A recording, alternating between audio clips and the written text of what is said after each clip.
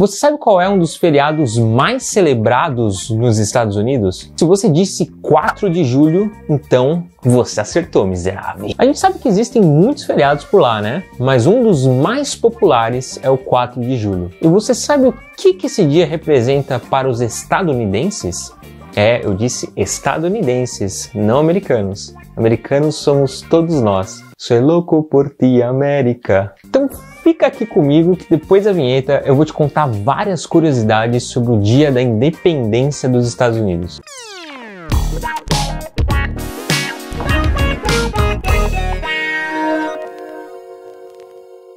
Hey guys, aqui é o Fernando. E hoje eu vou aproveitar que a gente está no comecinho do mês de julho para contar algumas curiosidades sobre esse super feriado dos Estados Unidos que está chegando, né? É o famoso 4 de julho. Você já deve ter visto em algum filme, alguma coisa, na cultura pop. Por que esse feriado é importante? Vamos ver. O famoso 4 de julho é nada mais nada menos do que o dia da independência dos Estados Unidos. Sim, eles comemoram, e não comemoram um pouco não, viu? Vou te falar. Igualzinho a gente aqui, né? No 7 de setembro, a gente comemora pra caramba. Peraí, que cena é essa aí, cara? Não é essa cena não? Tira isso daí, rapaz. A história da independência dos Estados Unidos é muito interessante.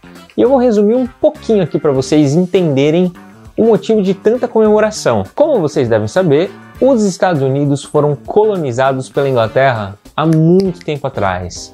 Mas o foco nessa colonização por lá foi em terras e em liberdade. Então, em propriedade e liberdade. Ou seja, as pessoas que queriam mais autonomia foram para as colônias para viver longe de perseguições religiosas e outros problemas da época. Por um bom tempo, as coisas fluíram com as pessoas trabalhando e plantando e se reproduzindo e tudo mais. Assim, fluindo para quem era colono, né? Porque tinha muito índio e escravo na época, infelizmente. Até que começou a tal Guerra dos 7 Anos entre a Inglaterra e a França. Se você aprendeu isso na sua escola, talvez você se lembre de que a França perdeu essa guerra. Mas mesmo assim, a Inglaterra se deu mal. Porque foram 7 anos de guerra. É isso mesmo, eu disse 7 anos de guerra. E guerra sempre consome muito dinheiro, recursos e muitas outras coisas, né? Ou seja, a Inglaterra ganhou a guerra, mas quebrou financeiramente. A gente vai viver! A gente vai morrer! E qual foi a solução que eles encontraram para esse problema? Alright, we have won the war. Nós ganhamos a guerra, porém estamos sem tostão, não temos grana, mas nós temos as nossas colônias, or colonies. Oh yeah! Bora lá cobrar uns impostos que tá mais do que na hora, né? Oh, I need some money. Ante. Essa foi a pior imitação de um britânico falando português da história do YouTube, com certeza. Rapaz, imagina você colono nos Estados Unidos vivendo a sua vida felizão com seu trabalho e aí surge uma quantidade enorme de impostos para você pagar. Mas é claro que deu merda. Os colonos ficaram levemente irritados com essa brincadeira toda e começaram a se rebelar com essas taxas, impostos e leis novas que só serviam mesmo para arrancar a grana deles. Ou seja, eles causaram pra caramba com os ingleses, que por sua vez criaram mais leis restringindo ainda mais os colonos. Até toque de recolher teve, bicho. É assim que você resolve as coisas, né? Os caras estão lá revoltados com as medidas, com as leis. Como é que resolve? Bota mais lei aí. Tá achando ruim? Se reclamar vai ter 3 leis. 3 leis. E essa foi a gota d'água. Bom, o que aconteceu? As colônias se reuniram lá na Filadélfia para tentar resolver essa parada. Então eles se reuniram lá na Filadélfia e no dia 4 de julho de 1776 eles criaram a famosíssima Carta de Independência dos Estados Unidos. Mas não foi só assinar o papel que tudo se resolveu não, viu?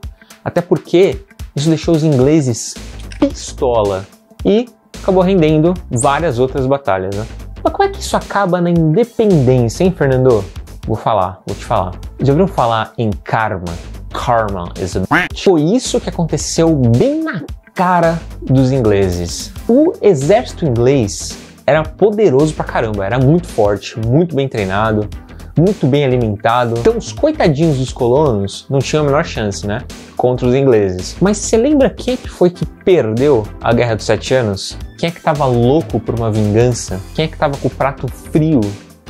Assim, só esperando a hora de comer? Oui, mon amour, la France. Os franceses, eles estavam com sangue no zóio, como eu disse, para acabar com a raça dos ingleses.